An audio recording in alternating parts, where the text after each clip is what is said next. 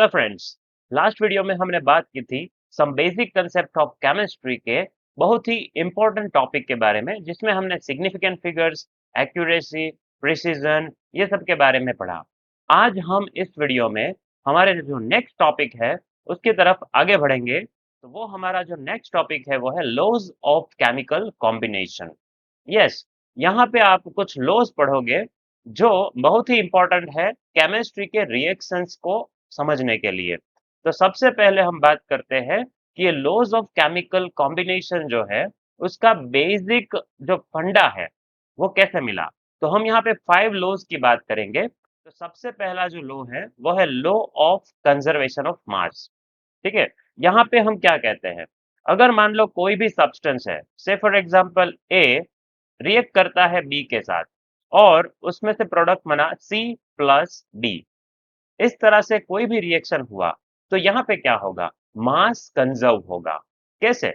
मान लो ये 10 ग्राम और ये 20 ग्राम अगर एक दूसरे के साथ रिएक्ट हुए और हमें सिर्फ और सिर्फ दो प्रोडक्ट मिले, जिसमें से एक सब्सटेंस है उसका मास है 12 ग्राम, तो डेफिनेटली जो दूसरा सब्सटेंस है उसका मास 18 ग्राम होगा।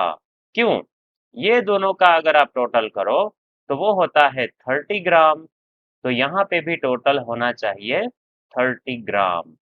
तो इसको हम कहते हैं law of conservation of mass. ये बहुत ही इंपॉर्टेंट है बैलेंसिंग करने के लिए भी। आप ऐसा भी बोल सकते हो, किसी भी रिएक्शन को जब आप बैलेंस करते हो तो दोनों साइड मास इक्वल हो जाने चाहिए। तो बहुत ही इंपॉर्टेंट है ये लॉ, जिसको हम कहते हैं law of conservation of mass. इसके बाद हम देखते हैं second law, which is called law of definite proportion, या फिर इसको ऐसा भी बोलते हैं लॉ ऑफ कांस्टेंट प्रोपोर्शन। अब यहाँ पे क्या होगा, मान लो आप कहीं से भी कोई सैंपल लेते हो, से फॉर एग्जांपल आप H2O का सैंपल लेते हो। अभी आपने कहाँ से लिया, आपके पास घर का जो वाटर है, ठीक है, जो आप पीते हो, वो सैंपल लिया। उसके बाद आप दूसरा सैंपल लेते हो, मान लो आपने ये सैंपल रिवर से ले लिया, ठीक है, और तीसरा सैंपल आप लेते हो, वो आप लेते हो किसी इंडस्ट्रियल वेस्ट से। कोई इंडस्ट्रियल वेस्ट है, वहां से आपने वाटर का सैंपल लिया। अब तीनों में हाइड्रोजन 2 ग्राम ही होगा। हाइड्रोजन तीनों में कैसा होगा, 2 ग्राम, और ऑक्सीजन कितना होगा, 16 ग्राम। तो ये जो रेशियो है वो नहीं बदलने वाला, क्योंकि ये वाटर है। कहीं से भी आपने वाटर का सैंपल लिया तो हाइड्रोजन और ऑक्सीजन का जो रेशियो है, या ऐसा आप बोल सकते हो उसका जो परसेंटेज है, वो सेम रहेगा। इसी को हम कहते हैं लॉ ऑफ कांस्टेंट प्रोपोर्शन या डेफिनेट प्रोपोर्शन। आप देख सकते हो यहाँ पे एक दूसरा एग्जांपल दिया है कॉपर कार्बोनेट का। तो आप कॉपर कार्बोनेट की बात करो तो उसमें जो कॉपर है उसका परसेंटेज देखो, नेचुरल सैंपल है और सिंथेटिक है तो दोनों में सेम है। कार्बन का परसेंटेज भी सेम होगा और ऑक्सीजन का भी, मतलब जो तीनों एलिमेंट कॉपर कार्बोनेट में प्रेजेंट है उसका परसेंटेज सेम रहेगा।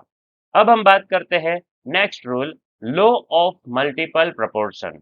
अब यहाँ पे क्या होगा, मान लीजिए आपने दो सैंपल लिए, एक सैंपल है H2O का और दूसरा सैंपल आपको पता नहीं है कि H2O2 का है, बट आप क्या करोगे, उसके परसेंटेजेस फाइंड करोगे या फिर वेट आप फाइंड करोगे कि इसमें हाइड्रोजन 2 ग्राम है और ऑक्सीजन 16 ग्राम है। बट दूसरा जो सैंपल आपने लिया उसमें हाइड्रोजन 2 ग्राम, बट ऑक्सीजन उसमें 32 ग्राम है। तो पहला जो है उसमें वेट रेशियो आपका आया 1:8, और दूसरा जो है उसमें आपका वेट रेशियो आया 1:16, मास रेशियो आपका 1:16। तो रेशियो में आपने ध्यान से देखा कि एक एलिमेंट ऐसा है जिसका मास आप कांस्टेंट कर दो, सेम कर दो, तो दूसरे एलिमेंट का मास चेंज हो गया। देखो, 1 gram of hydrogen combines with 8 gram of oxygen, तो वो वाटर है, लेकिन 1 gram of hydrogen combines with 16 gram of oxygen, that is H2O2। तो आपको ये एग्जाम्पल यहाँ पे दिया है, आप देख सकते हो। तो इसको हम कहते हैं constant proportion, sorry multiple proportion. अब आपके पास बहुत सारे ऑप्शंस है, जैसे आप CO CO2, इसको आप देख लो, तो ये भी मल्टीपल प्रोपोर्शन है। उसके बाद आप देख लो N2O, NO2। अब आप बोलोगे सर इसमें तो दोनों का मास डिफरेंट है, नाइट्रोजन का भी डिफरेंट, ऑक्सीजन का भी डिफरेंट। लेकिन आपको क्या करना है, आप जब मास लिखोगे नाइट्रोजन 28 ग्राम है इसमें और ऑक्सीजन 16 ग्राम, फिर आप नीचे लिखोगे नाइट्रोजन 14 ग्राम और ऑक्सीजन 32 ग्राम। तो आपको क्या करना है, आपको चेक करना है दोनों में अगर कोई एक को सेम कर दो क्या दूसरा भी सेम हो जाता है। सो मान लो आप इसको 14 कर दो, 28 को 14 ग्राम कर दो, तो 16 का क्या हो जाएगा, हाफ, 8 ग्राम। तो अब देखो आप यहाँ पे क्लियरली देख सकते हो कि नाइट्रोजन जब 14 ग्राम है दोनों में, नाइट्रोजन दोनों में कितना है, 14 ग्राम, तब ऑक्सीजन दोनों में सेम नहीं है, डिफरेंट है। तो इसको हम कहते हैं लॉ ऑफ मल्टीपल प्रोपोर्शन। अब हम देखते हैं next, Gay Lussac law of gaseous volume. अब ये क्या कहता है, मान लो जब कोई दो गैसेस कंबाइन होते हैं H2 प्लस O2 और देता है वाटर। अब यहाँ पे हम ऐसा मान लेंगे कि ये वाटर वेपर है, क्योंकि गैसियस लो है ये, या ऐसा बोल सकते हो गैसियस वॉल्यूम के लिए लो है, लो ऑफ गैसियस वॉल्यूम किसने दिया, गेलुसेक। अब आप मान लो इसका आप देखो यहाँ पे 1 ग्राम लेते हो, 1 मोल लेते हो, तो इसका कितना लेना पड़ेगा आपको, 1/2। तो आपको 1 मोल H2O मिलेगा। ठीक है, सो मान लो अगर मैंने H2 100 ml लिया, तो मुझे O2 लेना पड़ेगा 50 ml। क्यों, हाफ चाहिए, देखो हाफ O2 इज रिक्वायर्ड। तो 100 प्लस 50, आज आप अब बोलोगे सर आंसर आएगा 150। बेटा ऐसा नहीं होता, इसीलिए तो गेलुस भाई ने समझाया हमको कि यहाँ पे क्या करना है, आपको मोल्स को ध्यान में लेना है। ये जो मोल है 1 है उसलिए 100 लिखा, हाफ है तो 100 का हाफ ही उसके साथ कंबाइन हुआ, लेकिन यहाँ पे आपका आंसर आएगा 100 ml।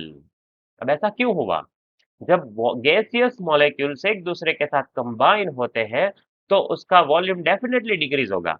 तो 100 प्लस 50 आप ऐसा नहीं बोल सकते कि 150 होगा, है ना, इट इज 100। चलिए आपको एक मैं क्वेश्चन पूछ रहा हूँ, अगर मैंने दोनों का 200 ml लिया, दोनों का 200 ml, तो क्या होगा आंसर, आप इसको कमेंट कर सकते हो। दोनों अगर 200 ml है तो कितना वॉल्यूम H2O बनेगा। सो आप ध्यान से देखो, ये 200 है ना, ये 200 है, बट उसके साथ इसका 200 नहीं, सिर्फ 100 ml ही कंबाइन होगा। क्यों, क्योंकि 1:½ का रेशियो है। तो हाइड्रोजन जब आपने 200 ml लिया तो ऑक्सीजन सिर्फ 100 ml रिएक्ट होगा, इसलिए आपको यहाँ पे क्या मिलेगा। तो आप देखो 1H2 का जब रिएक्ट होगा तो 1 मोल H2O बना, तो यहाँ पे 200 ml जब रिएक्ट होगा तो आपका आंसर आएगा 200 ml H2O प्रोड्यूस होगा। बट क्या आपको पता है, यहाँ पे 100 ml O2 अनरिएक्टेड है। तो आपको ऐसा भी क्वेश्चन पूछ सकते हैं, when 200 ml of H2 react with 200 ml of O2, which which gas react remains unreacted, कौन सा गैस अनरिएक्टेड है और कितना। तो यहाँ पर आपका आंसर है 100 ml। ठीक है, 100 ml of H2 remains unreacted. तो ये था गैल्यूसेक्स लॉ ऑफ गैसियस वॉल्यूम। अब देखते हैं आगे, अवोगैड्रोस लॉ। अवोगैड्रोस लॉ जो है ये आपको सिर्फ और सिर्फ एक बहुत ही इंपॉर्टेंट बात बताता है, volume is proportional to n. But कब, ऐसा कब होगा, जब आपने प्रेशर और टेम्परेचर को कांस्टेंट रखा है। आप देखो यहाँ पे लो लिया है, equal equal volume of all gases at the same temperature and same pressure should contain equal number of molecules। उसमें जो molecules है इक्वल होने चाहिए। ठीक है, तो देखा आपने, वॉल्यूम अगर इक्वल है तो मॉलिक्यूल्स भी इक्वल होंगे, बट प्रेशर टेम्परेचर आपको कांस्टेंट रखना है। यानी कि 1 मोल O2, इसमें भी कितने मॉलिक्यूल्स होंगे ये हम आगे पढ़ेंगे एट एवोगैड्रो नंबर जितने। और सिमिलरली अगर आपके पास है 1 मोल ऑफ N2, तो उसमें भी सेम होगा। देखो नंबर ऑफ मोल्स आपको पता है सेम है, लेकिन आपको ये भी पता होना चाहिए कि उसका वॉल्यूम भी सेम होगा। अब आप बोलोगे सर O2N2 उसका जो एटॉमिक वॉल्यूम है वो तो डिफरेंट है, बट मोलर वॉल्यूम सेम होता है सारे गैसेस का। मॉलिक्यूल चाहे कितना भी बड़ा हो, लेकिन उसका जो मोलर वॉल्यूम है वो सेम रहेगा। ये हमें यहाँ से पता चलता है, दैट इज एवोगैड्रोस लॉ। अगर मोल्स सेम है, प्रेशर टेम्परेचर कांस्टेंट है, तो वॉल्यूम उसका सेम होगा। जैसे 1 मोल के लिए हम लिखते हैं 22.4 litre is the molar volume. आगे देखते हैं हम। अब हमारा जो नेक्स्ट टॉपिक आएगा वो है डाल्टन्स एटॉमिक थ्योरी। देखो, डाल्टन्स एटॉमिक थ्योरी ये बताता है, यहाँ डाल्टन ने ये कहा कि एटम जो है वो सबसे छोटा पार्टिकल है, उससे ज्यादा छोटा पार्टिकल होता ही नहीं है। और उसके बेसिस पे कुछ यहाँ पे लॉज लिखे हैं, उसको हम पढ़ते हैं। देखो, सबसे पहला आपको जो लिख के दिया है यहाँ पे, that matter consist of individual atoms. Indivisible atoms मतलब एटम्स को, मान लो आपने एक एटम लिया, तो एटम को आप ज्यादा आगे तोड़ नहीं सकते।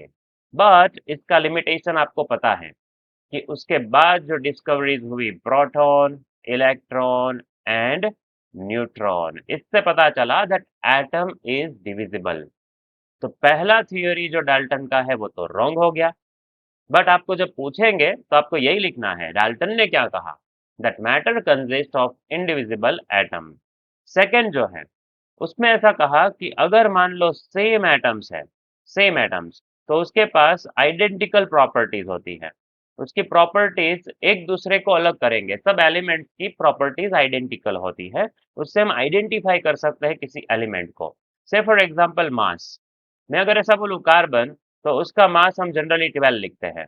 और उसके बाद मैं बोलूँ ऑक्सीजन, तो उसका मास हम 16 लिखते हैं, एटॉमिक मास। तो ऐसे हर एक एटम के पास अपना इंडिविजुअल आइडेंटिकल मास होता है। अगर मान लो एटम्स डिफरेंट है, तो different elements have different mass. जैसे मैंने यहाँ आपको दिखाया, कार्बन का मास 12 और ऑक्सीजन का मास 16। बट क्या पता है आपको, इसका भी लिमिटेशन है। यस, कार्बन आपको पता है बहुत सारे आइसोटॉप्स दिखाता है, 6 कार्बन 12, 6 कार्बन 13, 6 कार्बन 14। तो डाल्टन ने जो पहली बात कही कि atoms of same element have same mass, वो यहाँ पे डिफरेंट, ये गलत हो गया है ना, देखो आप, गलत हो गया। और दूसरी बात, atoms of different element have different mass, अब ये भी गलत हो गया। कैसे? मैं आपको एक एग्जांपल देता हूँ, 7 नाइट्रोजन 14। अब देखो, 6 कार्बन 14 और 7 नाइट्रोजन 14, दोनों डिफरेंट एलिमेंट के एटम्स है, बट फिर भी मास सेम है। तो ये जो सेकंड थियरी है डाल्टन का, वो भी हमने गलत साबित कर दिया। क्यों? जो सेम एलिमेंट्स है उसमें सेम मास होना चाहिए, लेकिन आइसोटॉप्स में तो अलग होता है। और डिफरेंट एलिमेंट्स का डिफरेंट मास होता है, लेकिन आइसोबार्स का तो सेम मास होता है। ठीक है, चलिए इसके बाद हम देखते हैं, compounds are formed when atoms of different elements, combine in a fix ratio. तो यहाँ पे ये कहा है कि कोई भी एलिमेंट, मान लो आप लो हाइड्रोजन, ऑक्सीजन के साथ फिक्स रेशियो से कंबाइन होता है। अगर हम नंबर की बात करें तो 2:1। अगर हम मास की बात करें, ये नंबर्स की बात की हमने, मास की अगर बात करें हम, तो 1:8। ये रेशियो से ही हाइड्रोजन ऑक्सीजन के साथ कंबाइन होता है। बट क्या आपको पता है, ये जो रूल है, ये जो थियरी है, वो भी हमने रॉन्ग प्रूव कर दी। कैसे?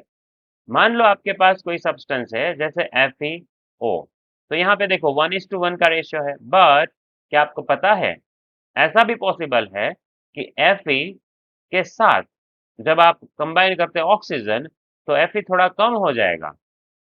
तो ये देखो फिक्स रेशियो नहीं हुआ, है ना, इसको हम बोलते हैं नॉन स्टोइकियोमेट्रिक कंपाउंड्स। यस, ऐसा पॉसिबल है कि एक Fe एक ऑक्सीजन के साथ कंबाइन नहीं होगा, कम होंगे Fe थोड़े उसमें।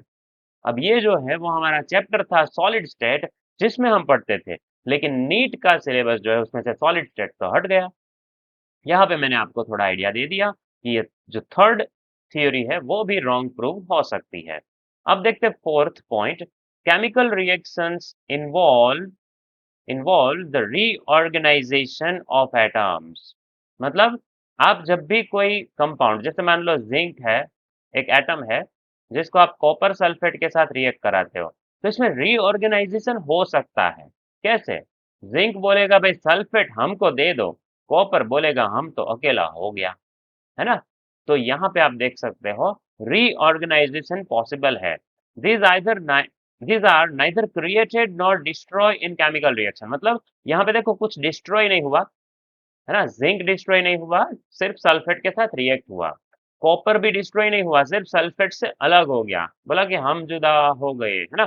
तो कोई यहाँ पे डिस्ट्रक्शन नहीं होता, कुछ नया बना नहीं है। मतलब यहाँ पे हम law of conservation of mass को फॉलो करते हैं। इसके बाद देखें, डाल्टन की जो थियोरी है वो लॉ ऑफ केमिकल कॉम्बिनेशंस को एक्सप्लेन करता है, बट कुछ ऐसे लॉज है जो एक्सप्लेन नहीं करता, जैसे law of gaseous volume. Yes, Dalton theory law of gaseous volume explain नहीं करता, और यही था नीट 2025 का एक बहुत ही इंपॉर्टेंट क्वेश्चन, जहां पे आपको थियरीज दिए थे कि which of the following law is not explained bye Dalton. तो देखो डायरेक्टली टेक्स्ट बुक की लाइन आपको क्वेश्चन में आई है ना? तो गैसियस वॉल्यूम ओबे नहीं होता, it could not provide the reason for combining of atom and which was answered later by the other scientist. तो यहाँ पे हमने देखा डाल्टन ने बहुत ही ट्राई किया एटॉमिक थियोरी देने के लिए, बट वो फेल हो गया। उसके बहुत सारी थियोरीज जो है, हम बोल सकते हो मोस्ट ऑफ द थियोरीज जो है वो रॉन्ग प्रूव हुई आगे जब रिसर्च हुई। मोल कंसेप्ट आपको समझना है तो सबसे पहले आपको पता होना चाहिए एटॉमिक मास और मॉलिक्यूलर मास क्या है। तो आइए टाइम नहीं वेस्ट करते, हम बात करते हैं एटॉमिक मास के बारे में। देखो एटॉमिक मास आपको जब भी फाइंड करना है तो आपको कुछ ना कुछ रिलेटिव चाहिए कि आप किसके बेसिस पे कोई सब्सटेंस का एटॉमिक मास फाइंड करोगे। तो भाई सबने सोचा होगा हाइड्रोजन ले लेते हैं ना, वो सबसे छोटा है, उसका एटॉमिक मास हम लिखते हैं 1 AMU। अब AMU क्या है वो तो हम आगे पढ़ेंगे, ठीक है? तो हाइड्रोजन को हम एज स्टैंडर्ड ले सकते हैं, लेकिन ये एक्सेप्टेबल नहीं था। फिर किसी ने ऑक्सीजन भी सजेस्ट किया, ये भी एक्सेप्टेबल नहीं था। बट सबसे ज्यादा जो एक्सेप्ट हुआ वो था कार्बन। और कार्बन का भी कौन सा आइसोटॉप? C12। कार्बन का आइसोटॉप C12 जो है वो एक्सेप्टेबल था। अब ऐसा क्यों हुआ? इसका रीजन सिंपल है, C12 से जब भी आप किसी चीज का एटॉमिक मास, किसी एटम का एटॉमिक मास फाइंड करते हो, तो वो आपको एक कंप्लीट आंसर मिलता है। मतलब वहां पे आपको आंसर बहुत ही ज्यादा दूर ऐसे डेसिमल्स में नहीं मिलता, ठीक है? आपका जो आंसर होगा वो इंटीजर होगा, एक पॉजिटिव इंटीजर में आंसर मिलता है, पॉइंट्स में नहीं आता आंसर आपका। इसीलिए हम इसको एज अ स्टैंडर्ड यूज करते हैं। तो असर्शन और रीजन में जब पूछेंगे तो ध्यान रखना है that why we are using C12 to measure atomic mass as a standard. अब हम बात करें कार्बन के, आपको पता है आइसोटॉप्स 3 होते हैं, लेकिन हम 12 को ही क्यों यूज करते हैं? रीजन मैंने दे दिया। अब इसको हम आगे देखते हैं कैसे मेजर करते हैं। कार्बन का खुद का मास 12 AMU है, और हमने बोला था हाइड्रोजन का मास 1 AMU है। तो कोई हैवी ऑब्जेक्ट की मदद से कोई लाइट ऑब्जेक्ट का मास कैसे फाइंड करेंगे? तो इसीलिए हमने क्या किया, इसको हमने डिवाइड कर दिया 1/12 से। कार्बन को हमने 1/12 से डिवाइड किया, तो आंसर आएगा आपका 1 AMU। अब आपको क्या करना है, किसी भी एटम का मास इससे कितना गुना है? जैसे मैं बात करूं हाइड्रोजन के बारे में, तो हाइड्रोजन का मास इससे कितना है? इतना ही है एग्जैक्टली, इंटू 1 करोगे तो आंसर आ जाता है। इसका मतलब हाइड्रोजन का मास है 1 AMU। अब हम बात करें ऑक्सीजन की, तो ऑक्सीजन कार्बन का एक जो एटम है उसके 12th पार्ट से कितना हैवी है? It is 16 time heavier than 1/12 of carbon. तो इसीलिए हमने इसका एटॉमिक मास लिखा 16 AMU, ठीक है? तो ये आपको समझ में आना चाहिए why we are using carbon 12 and how we are using carbon 12। अब बात करते हैं हम AMU के बारे में। आपको शायद क्वेश्चन था कि AMU क्या है। तो देखो यहाँ पे लिखा हुआ है AMU इज 1.66 इंटू 10⁻⁻24 ग्राम। तो मतलब AMU एक ग्राम है। एक एटम का ग्राम वेट कितना होता है वो आपको दिखा रहा है। बट ये जो आंसर है वो सिर्फ हाइड्रोजन के लिए है। एक एटम का हाइड्रोजन का जो है उसका मास आपको नियर अबाउट इतना मिलता है। अब आप बोलोगे कैसे? तो देखो, हाइड्रोजन का अगर हम लिखते हैं आंसर एक AMU, तो कैसे फाइंड करेंगे? तो सबसे पहले हम 1 ग्राम लेते हैं और उसको डिवाइड करते हैं 6.022 इंटू 10⁻23 से। ठीक है, तो ये जो आंसर आता है आपका वो नियर अबाउट 1.66 इंटू 10⁻24 हो जाएगा। आप ध्यान से डिवाइड करो तो वो 1.66 इंटू 10⁻24 हो जाएगा।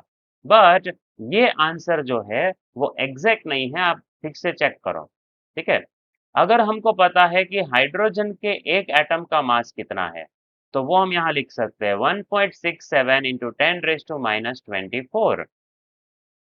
तो ये जो है हाइड्रोजन के एक एटम का मास आपने ग्राम में लिखा, और यहाँ जो डिवाइड किया आपने वो एग्जैक्ट अमाउंट आपको नहीं मिला। तो आपको जब AMU फाइंड करना है तो आप क्या करोगे? जो मास है हाइड्रोजन का 1.67 इंटू 10⁻24, उसको आप डिवाइड करोगे 1.66 इंटू 10⁻24, तो परफेक्ट आपको आंसर मिलेगा 1.008। ये है हाइड्रोजन के एक एटम के लिए AMU। देखो, 1 AMU जब लिखते हो उसका मतलब क्लियरली आप ऐसा लिख सकते हो, it is 1.66 into 10⁻24। It is the exact weight of 1 AMU। तो हाइड्रोजन का मास कितना है वो हमने लिखा यहाँ पे 1.008 AMU। ठीक है, इस तरह से आप किसी का भी फाइंड कर सकते हो एटॉमिक मास। अब हम बात करें, AMU को आप आगे U भी लिख सकते हो। AMU मतलब है एटॉमिक मास यूनिट, और U का मतलब होता है यूनिफाइड मास। ठीक है, अब मैं क्या हाइड्रोजन का एटॉमिक मास 1 ग्राम पर मोल लिख सकता हूँ? तो ये उसका एटॉमिक मास नहीं है, ये है उसका मोलर मास। ध्यान रखना, एटॉमिक मास और मोलर मास डिफरेंट होता है। एटॉमिक मास दिखाता है एक एटम का मास कितना है, और मोलर मास दिखाता है एक मोल का मास कितना है। एवोगेड्रो नंबर जितने अगर आप एटम्स लेते हो तो उसका मास कितना है वो आपको मिलता है मोलर मास से, जिसका वैल्यू तो आपको ऑलमोस्ट सेम दिखेगा कि हाइड्रोजन एक AMU, और हाइड्रोजन की अगर हम बात करें मोलर मास तो वो भी 1 ग्राम पर मोल। जिस तरह आप कार्बन लेते हो तो कार्बन का आप एटॉमिक मास लिखोगे 12 AMU, मतलब 12 AMU एक एटम का मास है। लेकिन अगर आप उसका मोलर मास लिखोगे तो वो होगा 12 ग्राम पर मोल। और एक इंटरेस्टिंग बात बोलूं, अगर आपको कोई पूछता है कि उसका मास नंबर क्या है ना, एटॉमिक मास अलग चीज हो गई AMU, मोलर मास भी अलग चीज हो गई, एक मोल का जो मास है वो। अब मास नंबर क्या है? मास नंबर उसका 12 है, जिसके पीछे कोई यूनिट नहीं लगता, नो यूनिट। क्यों कोई यूनिट नहीं? Because it is a number. It is number of proton and neutron present in nucleus of carbon. ठीक है, तो कार्बन का जो मास है आप इस तरह से लिखते हो 12, बस हो गया। मास नंबर लिखना है तो सिर्फ 12, कोई यूनिट नहीं लिखना है। अगर मोलर मास लिखना है तो ग्राम पर मोल, और अगर एटॉमिक मास लिखना है तो AMU। अब हम बात करते हैं एवरेज एटॉमिक मास। क्विकली हम देखते हैं, अगर आपके पास C12 है, C13 है और C14 है, इसका आपको क्या करना है? एवरेज एटॉमिक मास फाइंड करना है तीनों को मिला के। तो बहुत ही सिंपल है, एवरेज एटॉमिक मास फाइंड करने के लिए आपको 12 ग्राम कितना परसेंटेज है, मान लो 98.89%, तो उसके जो एटॉमिक मास है उसके साथ परसेंटेजेस को आप मल्टीप्लाई करो, आपको टेबल में परसेंटेज दिख रहे होंगे। उसके बाद क्या करना है, उसमें प्लस करो 13 जो है एटॉमिक मास, उसके परसेंटेज कितने हैं 1.108, and then you add 14 into 2 into 10⁻⁻10। अब आप बोलोगे ये तो ऑलमोस्ट नेग्लिजिबल है। यस, आप लास्ट फिगर को नेग्लेक्ट कर सकते हो, बट याद रखना है ये सबको डिवाइड करना है 100 से, क्योंकि आपका टोटल परसेंटेज देखो 100 हो गया है।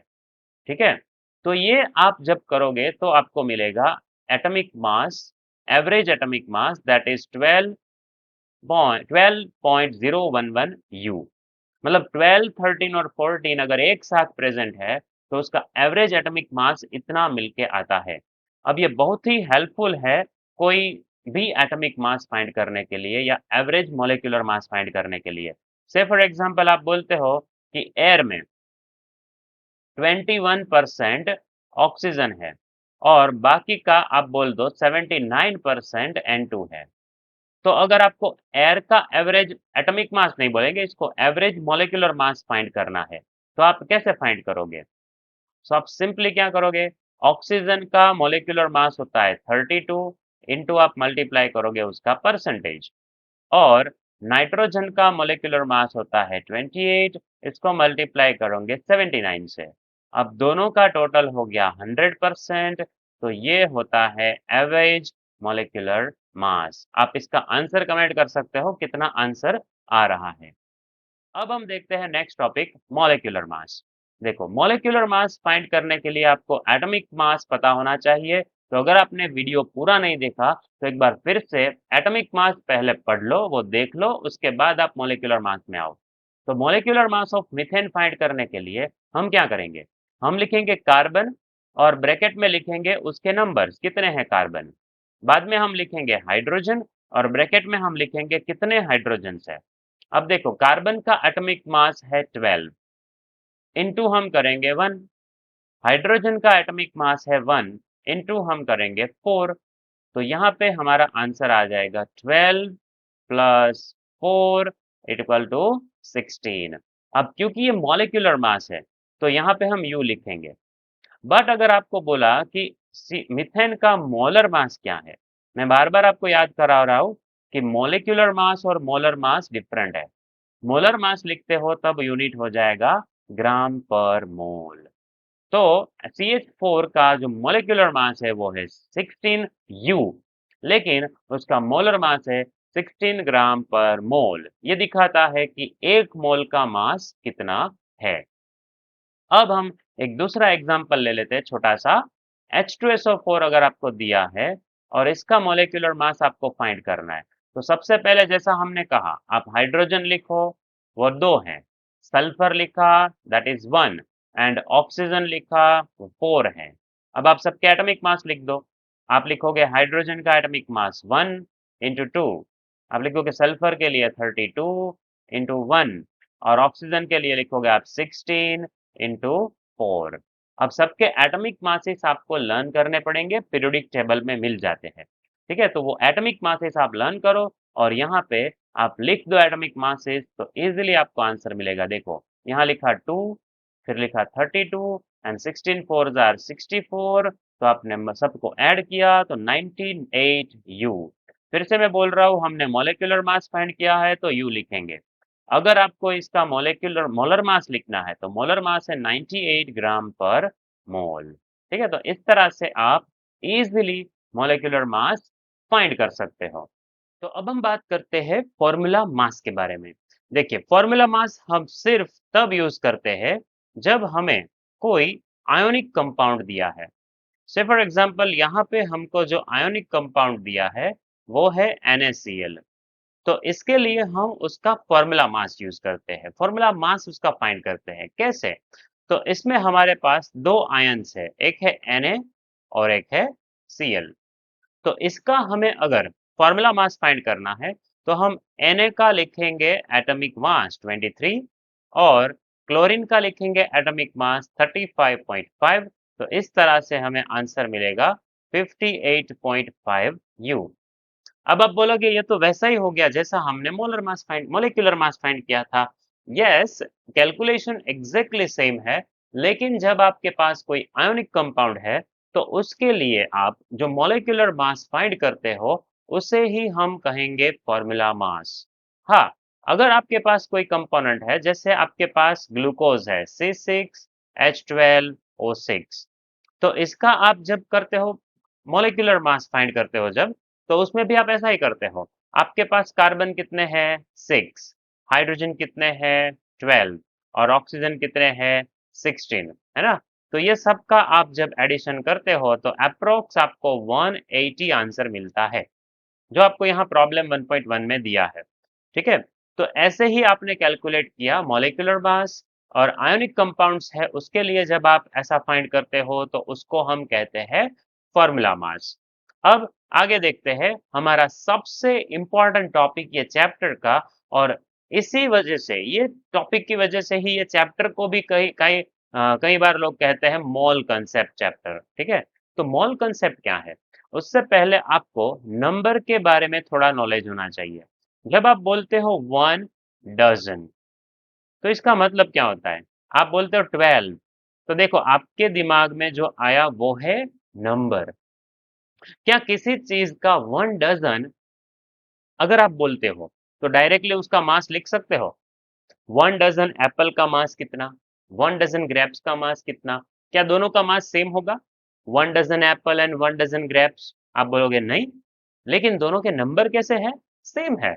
1 डजन एप्पल में भी 12 एप्पल है, 1 डजन ग्रेप्स में भी 12 एप्पल है। उसी तरह जो हम यहाँ पे वर्ड यूज करेंगे मोल, वो एग्जैक्टली नंबर डिनोट करता है। ये एक नंबर है। अब ये नंबर कितना है, तो आपको वो यहाँ जो नेक्स्ट आपको दिखेगा यहाँ पे लिखा है, देखो इट इज एग्जैक्टली 6.022 इंटू 10⁻23। और न्यूमेरिकल पर्पस के लिए कई बार हम इसको सिर्फ लिख देते हैं 6 इंटू 10⁻23, और जिसको हम एज अ सिंबल रिप्रेजेंट करते हैं capital N, capital A, N A. तो ये हो गया एवोगेड्रो नंबर। अब ये एवोगेड्रो नंबर कैसे फाइंड किया, तो इसका भी देखो आपको यहाँ पे कैलकुलेशन दिया है। अगर मास स्पेक्ट्रोमीटर से हम कार्बन के एक एटम का मास फाइंड करें, तो वो कितना होता है, देखो इतना यहाँ पे आपको दिया है 1.99 इंटू 10⁻⁻23। ये कार्बन के एक एटम का मास है। और कार्बन का जो मोलर मास लिखा हमने, मोलिकुलर मास, वो तो 12 है। तो 12 डिवाइड बाय ये मास करेंगे अगर, तो हमें टोटल नंबर ऑफ एटम्स मिल जाएंगे 1 मोल में। और ये जो नंबर है आप देख सकते हो बहुत बड़ा है। इसको हम एवोगेड्रो कांस्टेंट बोलते हैं। इतने सारे जीरोस पीछे लगे हैं, आप यहाँ देख सकते हो स्क्रीन पे दिखाया है, इतने सारे जीरो। तो इसको हम इजीली बोल नहीं सकते, इसलिए हमने इसका शॉर्ट फॉर्म कर दिया, और वो हमने लिखा यहाँ पे 6.022 इंटू 10⁻23। तो ये होता है 1 मोल सब्सटेंस, उसमें प्रेजेंट नंबर ऑफ पार्टिकल्स। अब आप जब बोलोगे 1 मोल ऑफ H2O, है ना, तो उसका मतलब ये होता है कि उसमें 6 इंटू 10⁻23 H2O मॉलिक्यूल्स है, H2O मॉलिक्यूल्स है। लेकिन अगर आपको पूछे इसमें कितने O एटम्स है, ठीक है, तो आप क्या लिखोगे, इसके अंदर O एटम्स कितने हैं, देखो तो 1 है, 1 मोल में 1 मोल ऑक्सीजन है, तो ऑक्सीजन एटम्स भी एग्जैक्टली 23 होंगे। लेकिन अगर आपको पूछे कि इसमें हाइड्रोजन एटम्स कितने हैं, तो आप देख सकते हो हाइड्रोजन एटम्स उसमें डबल हैं, 2 है। तो आपका आंसर आएगा 12 इंटू 10⁻23। तो इस तरह से 1 मोल को आप नंबर में कन्वर्ट कर सकते हो।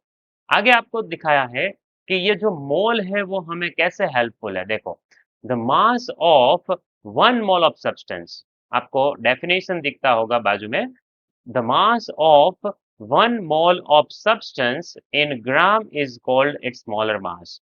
तो मैंने आपको पहले भी समझाया था कि मॉलिक्यूलर मास और मोलर मास दो डिफरेंट टर्म्स है। आपको उसमें न्यूमेरिकल वैल्यू सेम दिखेगी, बट जब आप किसी सब्सटेंस का मोलर मास लिखते हो, से फॉर एग्जांपल CO2 का मोलर मास आपको लिखना है, तो आप लिखोगे 44 ग्राम पर मोल। मतलब 1 मोल सब्सटेंस जो है CO2, 1 मोल CO2, उसका मास कितना है 44 ग्राम। तो 44 ग्राम हो गया उसका मोलर मास।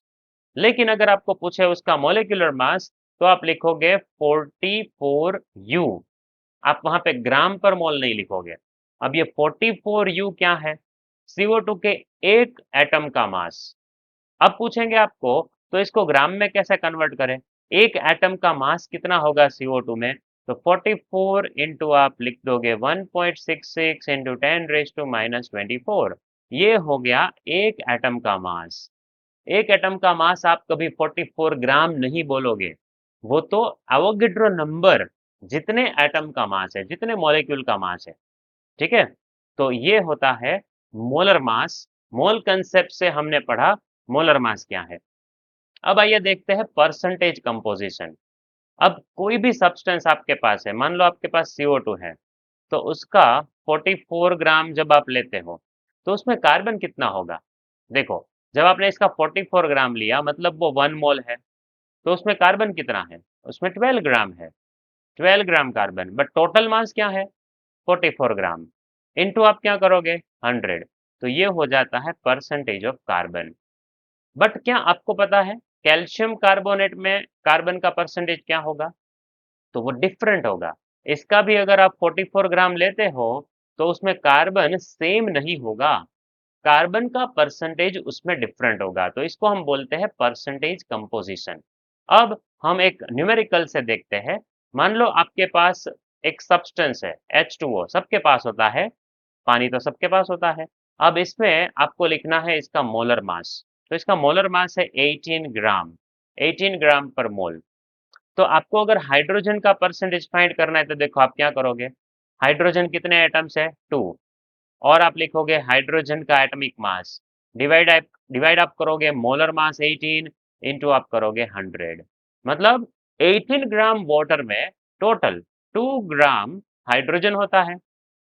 तो इस तरह आपको मिल जाएगा हाइड्रोजन का परसेंटेज 11.18 परसेंटेज अप्रोक्स मिला आपको ये। डिवाइड करो आपको पता चल जाएगा। अब आगे पढ़ते हैं ऑक्सीजन का कैसे फाइंड करेंगे। तो ऑक्सीजन आपके पास सिर्फ एक है पानी के अंदर, उसका आप लिखोगे एटॉमिक मास और नीचे लिखोगे मोलर मास इंटू आप करोगे 100, तो 1 इंटू 16 डिवाइड बाई 18 इंटू 100 आप करो, तो दैट विल बी आंसर 88.8, आप राउंडिंग कर दो 88.8%। अब आपको क्या पता है, ऑक्सीजन का परसेंटेज फाइंड करना है। ऑलरेडी आपको हाइड्रोजन का परसेंटेज पता है, तो क्या आपको ये सब करना पड़ेगा। अगर आपके पास कोई दूसरी मेथड है तो आप यस करो कमेंट में कि यस सर, ऑक्सीजन का परसेंटेज दूसरी मेथड से भी मिल सकता है। कैसे, सिर्फ दो सब्सटेंस, दो एटम प्रेजेंट है, हाइड्रोजन एंड ऑक्सीजन। अगर हाइड्रोजन का परसेंटेज 11.18 है तो ऑक्सीजन का percentage 100 minus percentage of hydrogen हो जाएगा। तो 100 में से जब आप 11.18 माइनस करोगे तो आपका आंसर नियरली 18.79 आ जाएगा। तो आपको दूसरे एलिमेंट का परसेंटेज कैलकुलेट करने की कोई जरूरत नहीं है। जब दो एलिमेंट दिए हैं, एक का परसेंटेज फाइंड करो और दूसरे का 100 में से माइनस कर दो। बोले सर अगर तीन होंगे तो किसी दो का फाइंड कर लो, और थर्ड को फाइंड करने की जरूरत नहीं है। थर्ड को आप क्या करोगे परसेंटेज कैलकुलेट करने के लिए, पहले दो का एडिशन करो और 100 में से उसको माइनस कर दो। सो इस तरह से आपको मिल सकता है। जैसे देखो यहाँ पे एग्जाम्पल दिया है C2H5OH, तो आप कार्बन का परसेंटेज फाइंड करने के लिए कार्बन का वेट लिखोगे, इंटू करोगे, दो कार्बन है उसके अंदर, फिर नीचे आप पूरा मोलिकुलर मास लिखोगे C2H5OH यानी इथेनॉल का, और इनटू कर दोगे 100। तो हमको पता है कार्बन का मास 12 है, एटॉमिक मास 12 इंटू 2 करोगे तो आपको मिल जाएगा 24, डिवाइड बाय आप मोलर मास लिख दो 46, इंटू जब 100 करो तो वो मिला 52.14 परसेंटेज। उसी तरह परसेंटेज ऑफ हाइड्रोजन फाइंड करना है तो सेम चीज आप करोगे, हाइड्रोजन का एटॉमिक मास लिखोगे, इनटू हाइड्रोजन के एटम्स कितने हैं, 5, अच्छा टोटल देखना, हाँ 5 और OH में भी एक है, तो टोटल हो गया 6, डिवाइड बाय आप करोगे 46 मोलर मास इंटू आप करोगे 100, तो दैट आंसर इज 13.13। अब जैसा मैंने आपको कहा ऑक्सीजन का एटॉमिक मास फाइंड करना है तो आप 100 में से कार्बन और हाइड्रोजन दोनों का एडिशन माइनस कर दो, योर आंसर विल बी 34.73।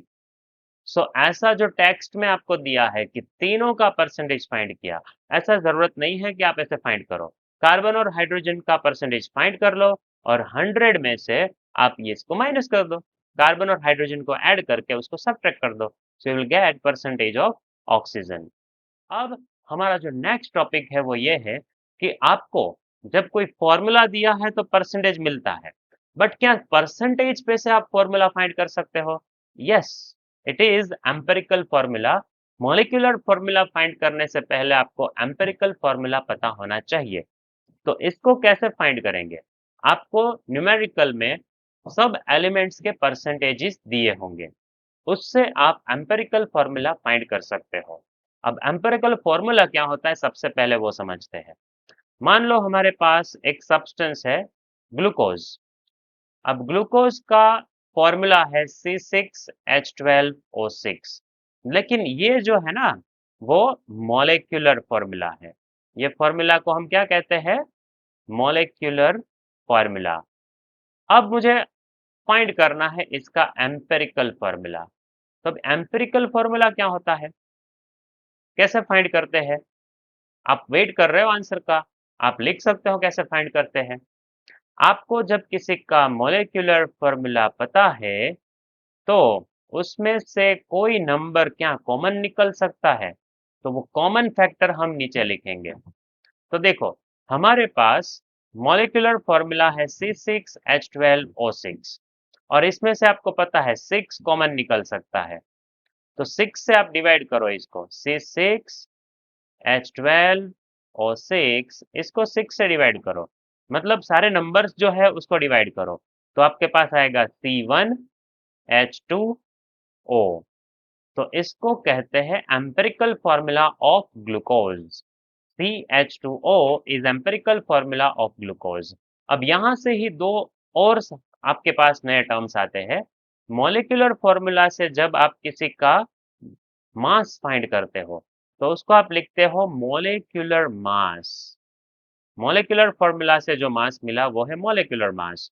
तो एम्पेरिकल फॉर्मूला से जो मास मिलेगा उसको आप कहोगे एम्पेरिकल मास। अब इसका भी इक्वेशन सेम हो जाता है जैसा हमने लिखा है एम्पेरिकल फॉर्मूला के लिए। अगर आपको मॉलिक्यूलर मास पता है तो आप कॉमन फैक्टर से डिवाइड करो तो आपको मिल जाएगा एम्पेरिकल मास। देखो, ग्लूकोज का मॉलिक्यूलर मास अभी हमने फाइंड किया था 180 है, डिवाइड बाय हम ये जो कॉमन नंबर है लिखेंगे तो आंसर आएगा 30। मतलब ग्लूकोज का एम्पेरिकल मास है 30। अब ये जो कंसेप्ट मैंने आपको सिखाया, एम्पेरिकल फॉर्मूला क्या है, एम्पेरिकल मास क्या है, ये बहुत ही हेल्पफुल है अगर आपको परसेंटेज दिए हैं तो वहां से मॉलिक्यूलर फॉर्मूला या एम्पेरिकल फॉर्मूला फाइंड करने के लिए। तो आइए एक जो प्रॉब्लम दिया है टेक्स्ट बुक में उसकी हम बात करते हैं। यहाँ पे देखो, आपको हाइड्रोजन का परसेंटेज दिया है 4.07 परसेंटेज, फिर कार्बन का परसेंटेज दिया है 24.27 और बाद में क्लोरीन का परसेंटेज दिया है और मोलर मास भी दे दिया, बहुत ही बड़ी बात है ना? तो आपको पूछा है एम्पेरिकल एंड मॉलिक्यूलर फॉर्मूला क्या होगा। तो आपको यहाँ पे देखो टेक्स्ट बुक में स्टेप बाय स्टेप सारी चीजें सिखाई है। अब आपको पता होगा इसको अगर हमें कैलकुलेट करना है तो बहुत ही सिंपल मेथड है। पहले आपको जो परसेंटेजेस दिए हैं ना वो सब लिख लो। कार्बन का परसेंटेज कितना दिया है? कार्बन का परसेंटेज इट इज 24.27। फिर हाइड्रोजन का परसेंटेज क्या दिया है? 4.07। और फिर क्लोरीन का परसेंटेज क्या दिया है? 98.96। अब आपको परसेंटेज को मोल में कन्वर्ट करना है, आप ऐसा टेबल बना सकते हो। अब परसेंटेजेस को डायरेक्टली वेट कैलकुलेट कर लो, ऐसा समझ लो वो आपको वेट दिए है, मास दिए हैं। तो डिवाइड बाय आप क्या करोगे? उसका एटॉमिक मास। कार्बन का एटॉमिक मास है 12, तो आपको मोल मिल जाएगा। देखो मोल कैसे मिला, 12 से डिवाइड करो तो आपको 2.021 आंसर मिलेगा। हाइड्रोजन का एटॉमिक मास अप्रोक्स एक लिख लो, है ना? वैसे 1.008 होता है, आप 1 करके कर लो, कोई दिक्कत नहीं है। तो आपको मिलेगा 4.04 और 98 का जो एटॉमिक मास है वो 35.5 है। तो आपको इसका आंसर 2.02 इसके आसपास मिलेगा। तो सबसे पहले आपने परसेंटेज लिखे, उसके एटॉमिक मास से डिवाइड किया तो आपको मोल मिल गया। अब मोल मिलने के बाद आपको एक सिंपल रेशियो फाइंड करना है। अब रेशियो कैसे फाइंड करोगे? तो आप देखो, आपके पास 3 नंबर्स आए, तो इसमें सबसे छोटा नंबर कौन सा है? That is 2। तो आप इसको डिवाइड कर दो, 2.021 से 2.021 डिवाइड कर दो, ठीक है। सो आपको मिल जाएगा रेशियो 1। फिर 4.04 डिवाइड बाई भी आप कर दो ये, तो वहां पे भी आपको आंसर मिलेगा 2। और लास्ट जो है 2.021 डिवाइड बाई 2.021 कर दो, दैट विल बी 1। तो अब देखो, आपको यहाँ पे रेशियो मिल गए, कार्बन, हाइड्रोजन और क्लोरीन के रेशियोस मिल गए 1:2, 2:1।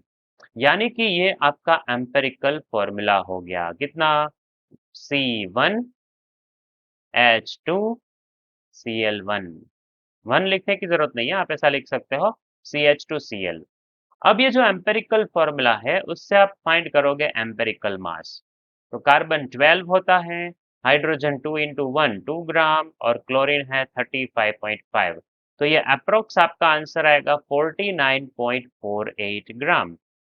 अब ये जो है वो एम्पेरिकल फॉर्मूला है, और ऑलरेडी देखो आपको यहाँ क्वेश्चन में 98.96 ये मोलर मास दिया हुआ है। सो अब हम क्या करेंगे? देखो, आप एक बार फिर से देख लो, क्योंकि मैं इसको रफ करने वाला हूँ। सबसे पहले परसेंटेज लिखे, उसको एटॉमिक मास से हमने डिवाइड किया तो मोल्स मिल गए, मोल्स को सबसे छोटे मोल से डिवाइड किया तो रेशियो मिल गया। अब काफी बार ऐसा होगा, रेशियो आपका जो है होल नंबर नहीं होगा, वो आपको कोई डेसिमल पॉइंट्स मिलेंगे। तब आपको क्या करना है? तब आप उसको राउंडिंग करोगे नजदीक के नंबर में, या वो एग्जैक्टली मान लो 1.5 है तो उसको आप 2 से मल्टीप्लाई करोगे, तो सारे नंबर्स को 2 से मल्टीप्लाई करोगे। अगर वो 1.33 है तो उसको 3 से मल्टीप्लाई करो, लेकिन सारे नंबर्स को 3 से मल्टीप्लाई करो। इस तरह से आपको एक कंप्लीट रेशियो फाइंड करना है जो डेसिमल्स में आंसर ना हो। अब उससे आपने एम्पिरिकल फॉर्मूला फाइंड किया, एम्पिरिकल मास फाइंड किया। अब हम लिखते हैं एन कैसे फाइंड करेंगे। तो मोलर मास आपको पता है और एम्पिरिकल मास आपने कैलकुलेट किया, तो हम सिंपली मोलर मास लिखेंगे ऊपर और डिवाइड करेंगे एम्पिरिकल मास से। तो आपका आंसर आया यहाँ 2। अब देखो, हमने जो मॉलिक्यूलर फॉर्मूला फाइंड करना है हमें, तो हमने जो एम्पेरिकल फॉर्मूला फाइंड किया था उससे इसको मल्टीप्लाई कर दो। हमारा एम्पेरिकल फॉर्मूला था CH2Cl।